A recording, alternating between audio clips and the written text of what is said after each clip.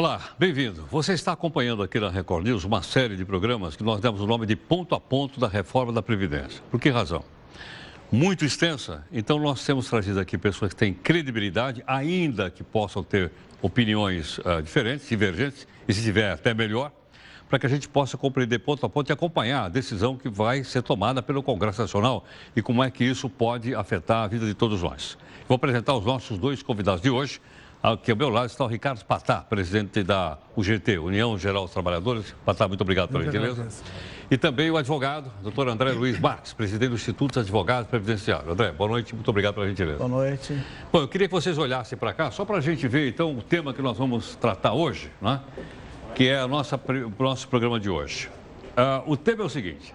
Primeiro eu vou perguntar por ti e depois vocês vão argumentar. Existe déficit na Previdência Social brasileira? Patá, existe ou não? Não. Não existe. Não existe. André, existe ou não déficit na Previdência brasileira? O regime geral dos servidores não existe. Não existe. Da iniciativa privada, não existe. Não existe. Falando no todo? Os servidores públicos, sim. Existe. Bom, então vamos lá. Patá, que contas você tem aí? As contas fecham? Olha, eu trouxe até uma colinha e eu tenho dados da própria Seguridade Social. Em 2007, nós tivemos um saldo positivo de 60 bilhões de reais. 2008, 59 bilhões de reais. 2009, 28 bilhões de reais. 2010, 50 bilhões. 2011, 73. 2012, 57. 2013, 69 bilhões. 2014, 35 bilhões. 2015, 4 bilhões. Já foi bem menor. 2016, sim, teve um déficit de 58 bilhões até o mês de outubro. Nós estamos acumulando, nesse ano de 2007 a 2016, segundo a própria Previdência, no resultado da Seguridade Social, 380 bilhões, 989 milhões de reais. André, para entender, essa conta aí, somam todos aqueles que estão dentro da Seguridade Social? Ou nós estamos falando só do INSS? Está falando do INSS. Quando fala desses superávites e depois foi caindo, né, chegar. E por que aconteceu agora, esse finalzinho, esse pequeno déficit? Na verdade, pela política do próprio governo. Tá? Começou com a desoneração da folha de pagamento, da parte patronal de vários setores. Então, o que era um colchão do INSS, que era a folha de pagamento, deixou de existir quando jogou no faturamento das empresas. Então, a primeira coisa que cai numa crise é o faturamento, não é certo? Além de existir também a possibilidade de maquiagem nesse faturamento. E é lógico, com essa crise que estamos vivendo, não é? Caiu a receita. E com esses anúncios estapafúrdios da reforma, dessa violenta reforma que se pretende fazer, a massa que poderia se aposentar, antecipar a sua aposentadoria, estão saindo, então, da atividade e partindo para a inatividade. Aí vem esse movimento, esses números que sucederam agora. Agora, Patá, então nós estamos falando da Seguridade Social ou estamos falando só do INSS? Nós estamos falando da Seguridade Social. Nas contas apresentadas, além da questão colocada da desoneração, que foi muito importante em 2008, 2009, naquela crise que ocorreu, que haveria contrapartida das empresas da manutenção do emprego. Nessa última crise, não há contrapartida nenhuma, há desonerações e não há contratação. Pelo contrário, nós estamos com 14 milhões de desempregados, que é um dos fatores também do aumento do déficit. E dentro dessa conta, é lógico que o governo nunca comenta com todos nós, tem o COFINS, PIS/PASEF e assim por diante. Tem uma série de receitas que entram e que não são consideradas quando se apresenta para a sociedade que a Previdência é deficitária.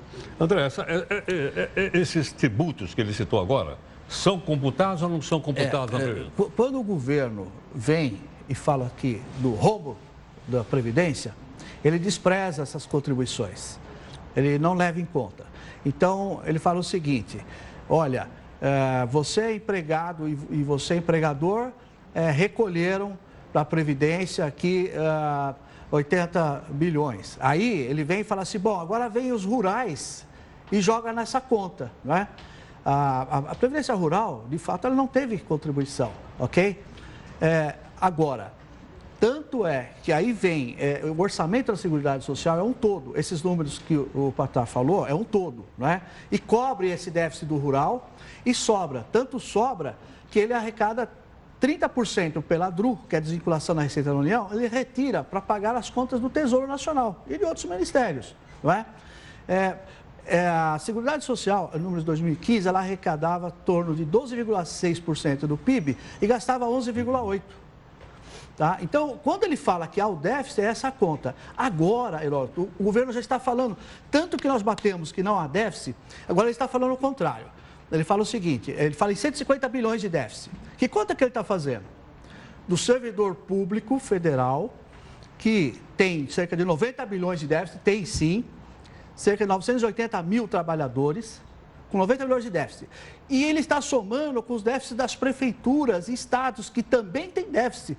Mas esse número, que dá 150 bilhões, esse número não pertence à Previdência Social, que trata apenas dos trabalhadores da iniciativa privada. Espera um pouquinho.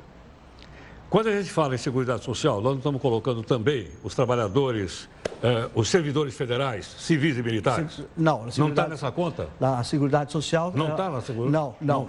Essa aí é a conta do governo. Essa aí é a conta do governo. Porque é vinculado... Presta atenção. A Seguridade Social, ela paga Previdência, Assistência e Saúde. Tá? Certo. Ok? E ela paga a Previdência Social. É vinculada à Previdência Social. Esses servidores federais, os militares, eles vão na conta do Tesouro. É o regime próprio, por isso que chama regime próprio. Então não entra na conta da Seguridade? Não entra. E nem dos estados, nem dos municípios. Não entra. O governo quer jogar na conta, no colo do trabalhador, essa conta desses servidores que não fecha. Deles não fecha. Não fecha. Deles não fecha. Não fecha. Pois não, então, e essa questão que nós debatemos e discutimos e queremos no debate sobre a reforma previdenciária, por conta da demografia, longevidade e outros temas, mas o que mais queremos é a transparência. O que mais queremos é não o assodamento, o diálogo com a sociedade, porque com certeza absoluta a questão mais sensível do povo brasileiro é a previdência. Então, mexendo, na realidade, com milhões de trabalhadores, milhões de brasileiros e brasileiras, e não estão colocando com clareza. Por isso, nós exigimos, no diálogo, transparência. Porque se as contas foram apresentadas de forma clara e nós fomos convencidos, não há dúvida nenhuma que nós vamos dialogar para que possa aprimorar a Previdência para todo o país. Agora, André, então me explica uma coisa. Aquele 1 milhão de funcionários públicos federais, civis e militares, dão um déficit de quanto? 90 bi que você falou? Eles estão dando um déficit de 90 bilhões. 90 bilhões. Números redondos, sim. Tá, número redondo, 90 bilhões. Da onde nós vamos tirar a grana para pagar esse pessoal? Como é que nós vamos cobrir esse déficit? Então, veja bem.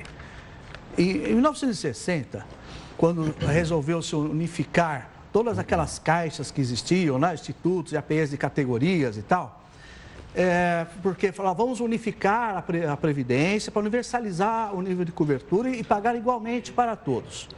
Naquela ocasião, tiraram de fora os servidores públicos, por isso que chama regime próprio. Os servidores públicos, nesses 50 anos, tiveram leis próprias.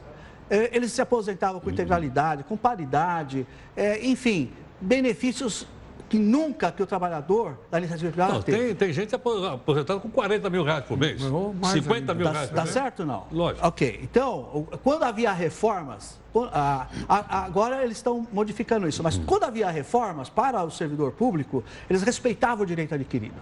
Era só para os novos servidores. Ok? Não. Tanto é que o teto do INSS, que agora está servindo para os servidores, são só para os que entraram recentemente. A partir da lei. Só vai valer em 2043, né? A partir da lei. Agora, quando é reforma para o regime geral, eles querem pegar aqueles que estão contribuindo há 20 anos. Eu estava conversando agora com o motorista que me trouxe, ele contribuía há 20 anos, está com 49 anos. Esse cidadão vai ter que pagar por mais praticamente 30 anos para se aposentar. Isso é um crime contra o trabalhador brasileiro. Agora, Patá, e quando o ministro lá vem e diz o seguinte, não, a aposentadoria é para garantir o mínimo, não é para garantir acima disso. Acima disso, o cidadão teria que procurar um plano de saúde privado. Perdão, plano de previdência privada. Essa é uma questão polêmica, porque tem até várias interpretações que é para, na realidade, beneficiar o sistema financeiro. Mas é uma questão que nós precisamos dialogar, porque nós, inclusive da UGT, achamos que dentro disso que está sendo construído, o que é mais importante é que todos terão a mesma previdência. Servidores públicos, os rurais e os trabalhadores urbanos. O que é para não ter mais gente de primeira e segunda categoria, como você me mencionou, que tem muitos aposentados com 30, 40, 50 mil, e a média da aposentadoria dos trabalhadores da atividade privada chega perto de um salário mínimo. Quase 80%. Que, aliás, é o piso mínimo da Previdência. Praticamente 80% de todos os aposentados chegam a um salário mínimo, depois tem um pouco de 2 e assim por diante.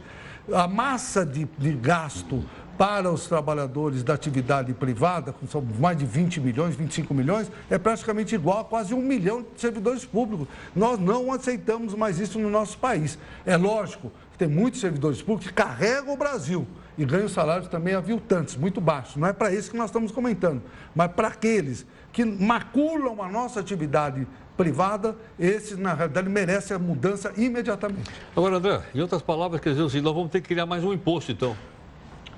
Olha, veja bem. Como é que nós vamos bancar aquele milhão lá?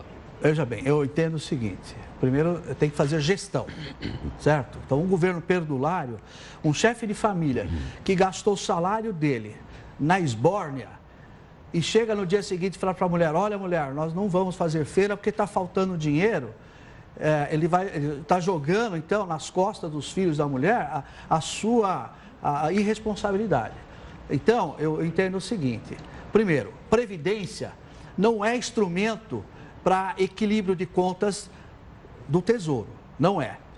Previdência é um contrato a longo prazo, de trato sucessivo. Então, é sabido que a população está envelhecendo, ok? Então, se fala, olha, lá em 2050, a pirâmide demográfica vai se inverter praticamente, que hoje a base é de jovens e coisa e tal, né? Porque está se tendo a longevidade. Muito que bem. Só que quem está contribuindo hoje, em 2050 ele já vai estar falecido, já está indo embora. Então, essa reforma deveria ser para os que estão hoje entrando no sistema, ok? Que vão ter uma sobrevida realmente maior e que eles sim têm que ter essa nova regra e contribuir mais. Então, deveria ter uma regra de transição muito suave e paulatina. Não fazer o que o governo quer fazer. Só para ter uma ideia da violência disso.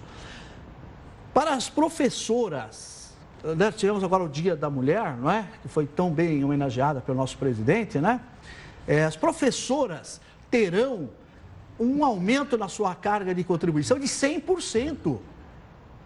Isso é um absurdo, porque hoje elas se aposentam com 25, elas vão ter que se aposentar com 49 anos de contribuição.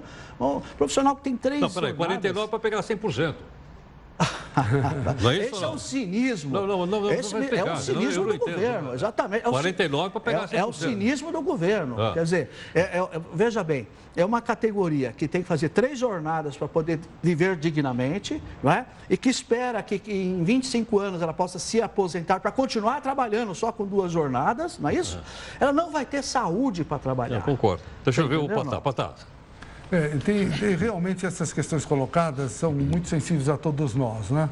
E a mulher, de uma forma geral, não só as professoras, ela já trabalha muito mais que o homem e, segundo institutos, recebe por volta de 30% a menos que o homem. Querer equiparar, nesse momento que há discriminação, é muito injusto, da mesma forma da idade mínima, que vai fazer com que o jovem pobre não consiga se aposentar.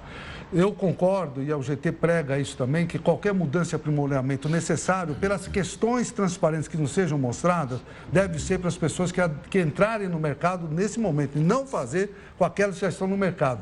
Você pode reparar que todas as mudanças que se faz na atividade previdenciária, sempre através do trabalhador da atividade privada. Sempre, todas as últimas, fator previdenciário, 85, 95, todas as alterações sempre nas costas dos trabalhadores da atividade privada, que são justamente aqueles que têm uma remuneração baixíssima. Bom, muito obrigado aqui a participação do Patá. Patá, muito obrigado. Doutor Luiz, muito obrigado pela participação. Nós esperamos que, obviamente, com a credibilidade dos nossos dois convidados, né, essa troca de ideias, a gente começa a formar a nossa própria opinião a respeito da reforma da Previdência. Nós voltamos num outro programa aqui do nosso Ponto a Ponto da reforma. Até lá.